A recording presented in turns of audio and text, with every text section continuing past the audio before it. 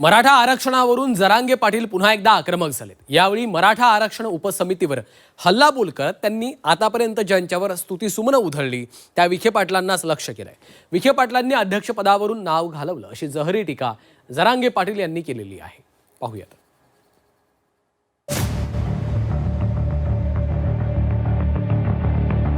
मराठा आरक्षणासाठी जरांगे पाटलांचं आंदोलन अवघ्या राज्यानं पाहिलंय। त्यातही मुंबईचं अखेरचं आंदोलन, त्यानंतर हैदराबाद गॅझेटचा निर्णय आणि विखे पाटलांच्या उपसमितीचं काम यामुळे जरांगे पाटलांनी आंदोलन मागे घेतलं आणि सरकारवर विश्वास दाखवला।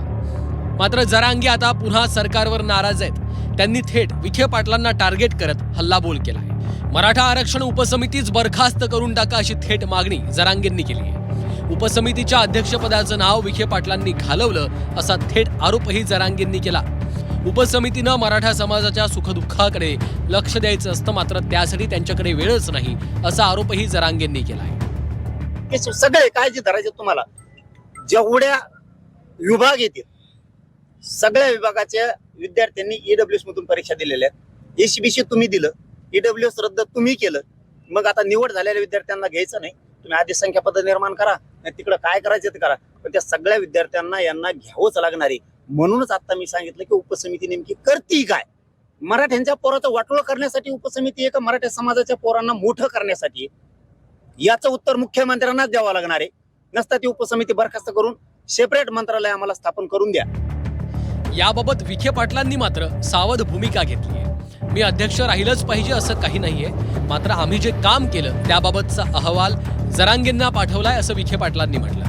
इतकंच नाही तर जरांगेंचा काही गैरसमज झाला असेल तर त्यांच्याशी बोलणार अशी सावध भूमिका विखे पाटलांनी घेतली आहे। जरांगे पाटलांचं मला वाटतं काहीतरी त्याच्यामध्ये काय माहिती गैरसमज असतील, काय ते अध्यक्षपद मी राहिलंच पाहिजे काही नाही आहे, म्हणजे काही कमी काय अध्यक्षपदासाठी फार अस्वस्थ आहोत असं काही नाही आहे। जे काम त्या समितीच्या माध्यमातून सुरू आहे त्याची मी वस्तुनिष्ठ माहिती मला वाटतं गेल्या आठवड्यात जरांगे पाटलांना अहवाल पाठवला आहे मी की उपसमिती काय सगळ्याच गोष्टी त्यांच्यापर्यंत न गेल्यामुळे सुद्धा गैरसमजीतून त्यांनी काही केलं असेल की आम्ही त्यांना पाठवले सगळी कार्यवाही काय होते, काय सुरू आहे, कशा पद्धतीने सुरू आहे। आता त्यांच्यानंतर मी त्यांच्याशी स्वतः बोलणार आहे परत की आणखीन त्यांच्या मनात काही शंका असतील तर। दरम्यान मराठा समाजाला महायुती सरकारनं आरक्षण दिलं। मराठा समाजाच्या पाठीमागे महायुती सरकार आहे असं नवनाथ बन यांनी म्हटलं। आपण बघता की मराठा समाजाला आरक्षण देण्याचं काम मुख्यमंत्री देवेंद्रजी फडणवीसांनी दिले। याआधी काँग्रेसचे अनेक मुख्यमंत्री होऊन गेले, राष्ट्रवादीचं सरकार राज्यामध्ये होतं, परंतु एकाही मुख्यमंत्र्यांना किंवा एकाही सरकारला मराठा समाजाला आरक्षण द्यावं असं वाटलं नाही। 2017ला पहिल्यांदा देवेंद्रजी फडणवीस साहेब मुख्यमंत्री असताना मराठा समाजाला आरक्षण दिलं। जरांगे पाटील आतापर्यंत विखे पाटील आणि मराठा आरक्षण उपसमिती याबाबत समाधानी होते, मात्र अचानक त्यांनी हल्लाबोल सुरू केला आहे। याआधीही सरकारवर हल्लाबोल केल्याच्या नंतर थेट त्यांनी आंदोलनाची भूमिका घेतली होती। त्यामुळे आता हल्लाबोल आणि लवकरच आंदोलन या भूमिकेत तर जरांगे नाही येत ना अशा चर्चा सुरू झाल्या।